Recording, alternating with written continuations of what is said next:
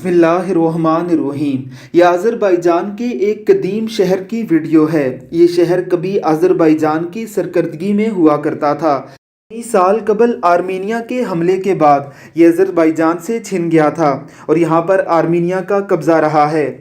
حالیہ دنوں میں شروع ہونے والی آذربائیجان اور آرمینیا کی جنگ کے بعد ایک نیا منظرنامہ دنیا کے سامنے پیش خدمت ہے۔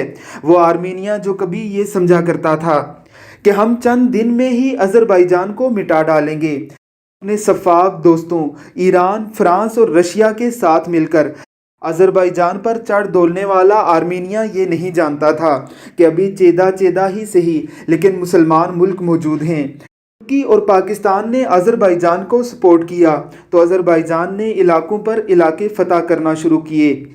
فتوحات کے دوران برسوں بعد رباق شہر بھی دوبارہ فتح ہوا۔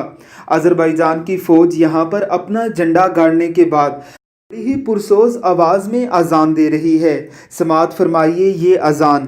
اللہ رب العزت کی ذات آذربائیجان کو جلد فتح عطا فرمائے، آمین ثم آمین۔